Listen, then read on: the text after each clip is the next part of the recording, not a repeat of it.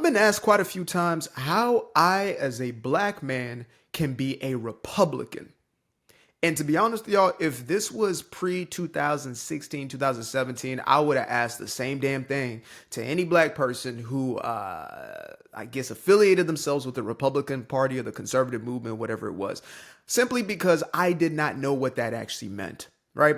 I was taught to believe, I was conditioned to believe that the Republican Party was indeed the racist party, the anti-black party. This is the rhetoric that I heard throughout my life, even when I was in school. Because some people say, don't you remember history class when they told you the Republican Party was? Yes, but there's not an emphasis, or at least not in the time I was in school, and a lot of people before me were in school, and definitely not the ones after. Right now, they're teaching you the L's, the G's, the B's instead of the A's, the B's, and the C's. Right? It's gotten absolute crazy in there, but I still remember having this classification of, again, the Republican Party being for the white man and the Democratic Party being for everybody else. And I think Obama did a number on us because they used that as this ruse, this wool over our eyes to say, see, the Democrats have a black president, right?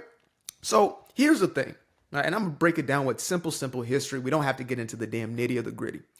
So from 1776, which is America's independence, all the way until 1865, there were always groups of people who looked to end and abolish slavery, including some of the founding fathers, the likes of Thomas Jefferson, Thomas Paine, Benjamin Franklin, John Hancock. Some of these individuals who actually signed the documents wanted the abolition of slavery, but there were more people in that original Congress who did not and were fighting for it.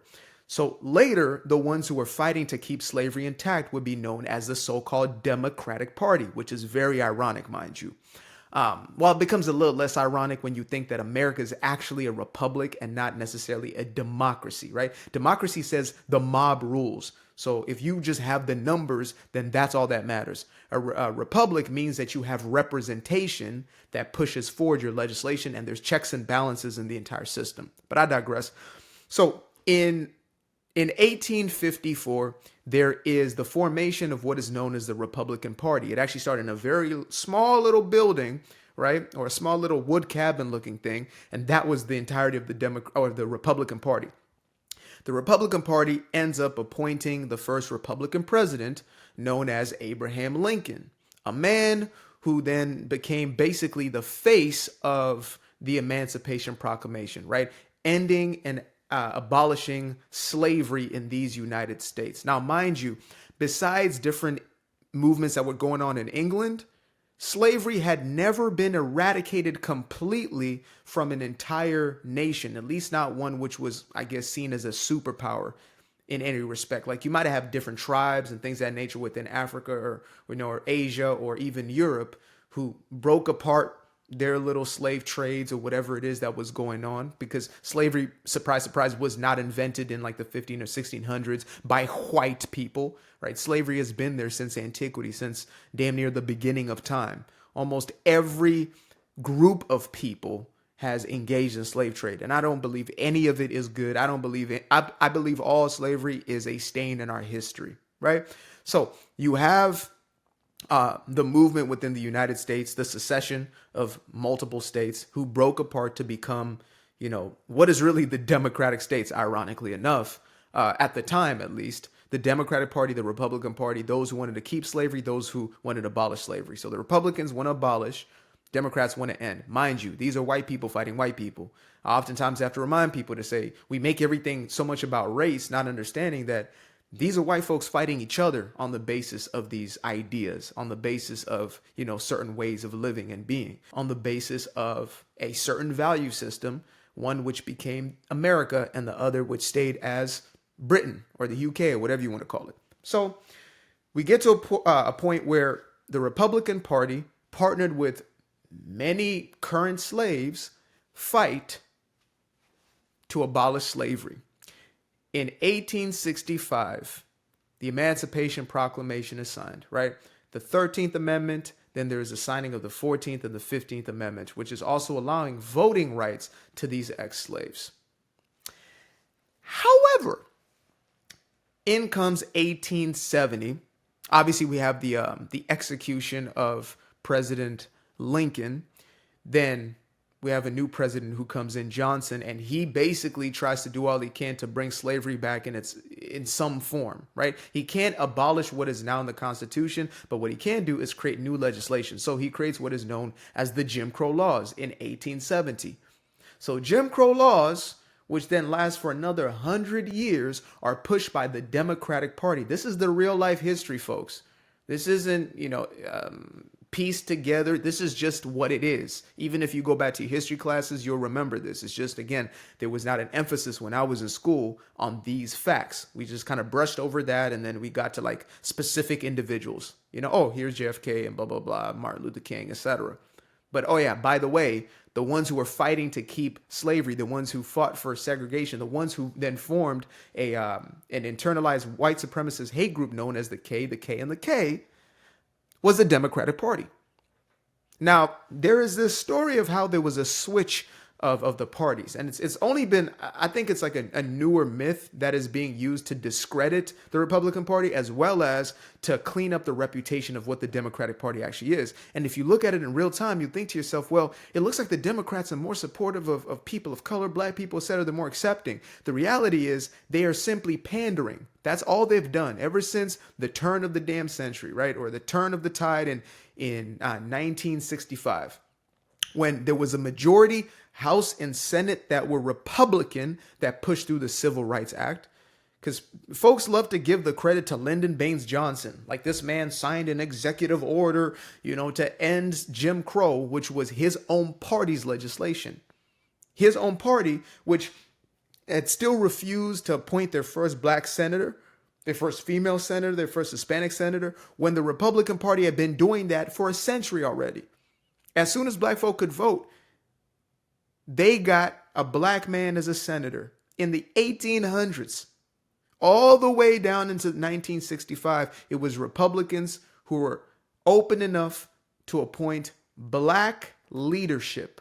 Boom, boom, boom. Where were the Democrats? Too busy trying to keep black folk away from their water fountains. Too busy trying to keep them away from their transportation or whatever other, businesses that they deemed as white only. The Democrats. In 1965, we then have the institutionalizing of the Civil Rights Act, right?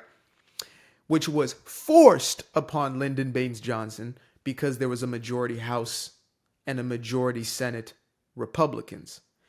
The bill was filibustered, which means it was stalled by the Democrats in the House, I believe, for 70 days. 70 days straight. They said no, no, no, no, no. And finally, they had to pass the damn thing through because there was enough pressure on them from the people. So we talk about the switch. There was a switch that technically took place. It just wasn't the switch that we're told took place. The switch was one of tactics.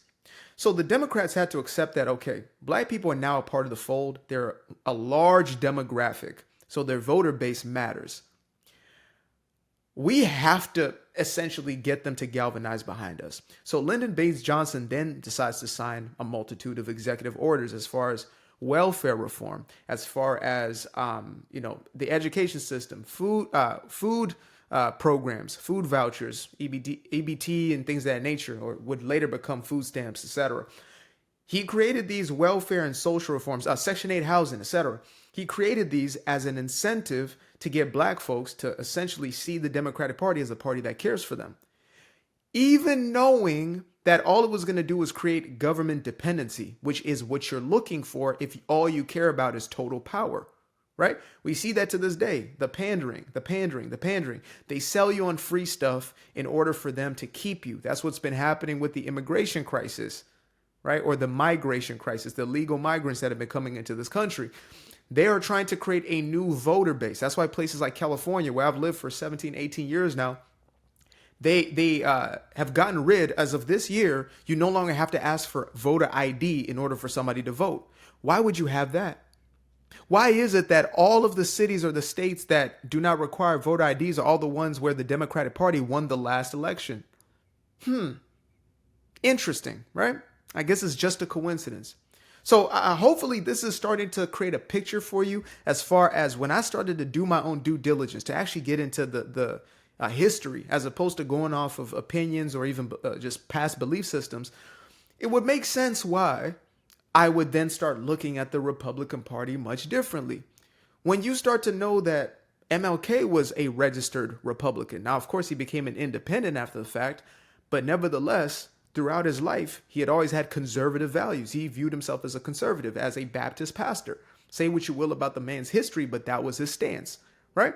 When you look back and see the Jesse Owens of the world, right? The fastest man alive, he was not brought into his own White House. The little mustache man praised him because the Olympics were in Germany. The little mustache man praised him. Imagine that. He came back to his own country, and I believe it was FDR, a Democrat, who did not want him at the White House, who would not invite this man who had just brought gold home into the White House because he was a black man. Hope this is starting to draw a picture for you. I know it's a difficult thing to break free from your own personal bias, number one, right? But this it's when you've been told somebody's your enemy for so long, it's nearly impossible to actually see that this person cares about you. They've been doing good. For example, when I was an addict, right, from the age of around 14 to the age of around 19, I could not hear the people who cared for me. I had it in my mind that they were judging me, that they didn't understand me, that they didn't care about me. The people were telling me to stop doing what I was doing, I viewed as my enemy, and the people who encouraged me to continue with that behavior, I viewed them as my allies because they weren't judging me. I could feel safe and open and whatever was around them. In truth, my true enemy was the individual who was allowing me to indulge, or those who were encouraging me to do exactly what I was doing. That right there is the reality with this Democratic-Republican relationship. And that's not to say that there hasn't been co-ops and things of that nature within different administrations. I do believe the reason why Trump became the number one target for the entire system, from rhino Republicans or, those kind of crony Republicans, as well as the Democratic Party, is because he wasn't part of the fold. He wasn't one of the Obamas, the Clintons, the Bushes, the Cheneys. You understand? He wasn't a part of that club. The neocons, the warmongers. He was not a part of that club. He was an outsider and is an outsider. And that's why there's so much vitriol and hatred for him. The media never went like that towards Bush. They never went like that towards Obama. Not even close. They hailed Obama as, the black messiah, basically. It was not, mixed race messiah. It was black because that's what's convenient for the politics side of things. Just like Skamala, who all of a sudden became black, but I digress. So when you start looking at, okay, so why is it that today the Republican Party isn't doing the same things? And one of the best explanations I heard was from a woman by the name of Carol Swain, or Swine. I think it's Swain. And she said it's because they actually view you as an equal. They view you as an equal, whereas the Democratic Party actually views the quote-unquote marginalized people as less than them. They're elitists, like we saw at this last election. They're elitists. They believe they're better and they're on a high moral high ground, etc. So somebody who coddles you, they believe they're better than you. Somebody who's trying, here, you need a handout. You need a white savior. You need me to help because you can't do nothing for yourself. You may view that as love. You may view that as, wow, this person cares. But truly, they actually view themselves as above you and they want to control you. And so with the Republican movement, there hasn't been this emphasis on pandering. And you may say, well, they pander all the time because they come to black people, try to give them stuff or whoever. And I say, okay, but they're not coming over there and switching up accents to try to relate to you. They're not talking about hot sauce in my bag. You know what I mean? Hillary. They're not talking about, I wash my collard greens in the tub. Skamala. Right? Black men, we're gonna give you loans and the Loud Pack. What? Black women, we're going to give you Meg Thee Stallion and Glorilla and Cardi B because that's what y'all want, right? That's who y'all are, right? They pander, and their pandering has become so offensive, to be honest. Like, if I was one of y'all still on the Democratic plantation, I would be very offended. Because I already knew what this was. I knew this was a psyop. I knew they were going to put multis of hundreds of millions of dollars to push this person that you didn't even care about a week ago into all of a sudden you praising them and you can't wait for them to be president. You were told that this person needs to be a president as opposed to you actually looking at the facts. You were in your feelings about it. I already knew. But if I was on the other side, like really gung-ho about the Democratic plantation and their ways, I would have been so damn offended, folks. As soon as Meg stepped up there and started shaking it at a damn rally. Like, what are we doing? This is who you think I am? This is offensive to me. But nah, y'all loved it. And as they say, you like it, I love it. Y'all loved it, so I double love it. If that's what y'all on, then that's what y'all on. You know, that's what you endorsed, and that's what you about, and that's what reflects you, and that's what you believe you are, so be it. So to be a black conservative is to be an outsider, but it is also to be tied to your actual history or the history of the true party itself. It's to be commonsensical. It's to think for self. It's not to say that you don't choose a president based off of their, because Trump was a Democrat most of his life. People try to say, well, his pops was a racist and he was a part of the KKK. I say, you know what? I actually don't doubt that his pops was racist because the Democratic Party has always been the racist party. And think about this. A man born in like 1930 as a Democrat, of course, he must have been a racist. You understand me? But then his son decides to live in a different way and choose and that's why he became a Republican. That's why a multitude of people, the RFKs, I mean, the nephew of JFK, who was one of the most famous Democrats of all time, he saw too much. He experienced too much. And now that man, he first became a moderate. Then he said, nah, bro, I got to get the hell up out. Whatever this is that's going on here, I'm not with it. I'm with America. I'm with making America great again, damn it. And so that's the place we now are in human history. And I will always admit my wrongs. That's why I can go from I was this and now I'm that, right? And I'm okay to say, you know what? If I'm wrong on this one, then I will denounce the entire thing. And I will shift and move accordingly. Shout out to Anton Daniels. He did a review on one of my videos, and he made a point as to the end of it where he said, it's unfortunate that we basically as people don't allow one another just to grow and to change our minds. That should be just par for course. That should be a requirement of life to say, if I find out that I'm off on this, then I can change and I can switch up and I can whatever it is. As long as I am genuine, as long as I am honest in that moment. That's why I can still respect some of these Kamala supporters who really are they're given over to the Democratic Party. They're not very smart or they're not very introspective, but at least they believe what they're saying. Whereas a lot of these folks, like the leaders in the Democratic Party, they don't believe what they're talking about. I can't respect that. They're lying not just to you, but to themselves. I can't respect that. So that's why me as a black man, I can be a Republican. That's how I can be a registered Republican, because I understand the historic context and I understand exactly the game that's being played. And we're going to see we've already seen a shift, but there's going to be a seismic shift of black folk waking up, as well as multitudes of other Americans. Because at the end of the day, we're American. If we have the citizenry of America and we're putting into this system, you are an American, right? So as an American, when you open your eyes, you're going to start to see who's really for you and who's against you, who's just playing the part. Simple. I used to be afraid of the dark, place unknown like a hardening heart. I used to see my life in the bar. Now the kids unchained, every shackle is lost. 2 steps in the moonlight, 2 step in the daytime. You just know when it feel right. You got a feeling the time's not. See you through those shades that I just threw on. Through my lenses, you just can't do no wrong. I fell in love with myself again. I fell in love with myself. I fell in love with the sunshine. I fell in love with the light. I fell in love with the full moon. I fell in love with the night. I can see the light again. I can see the light. You can see the life in him illuminate the night. I know the time is taking. A 3-6-5, that's a full rotation. I see you looking up, you know them constellations. Constantly gazing like house of praises, you get to praising.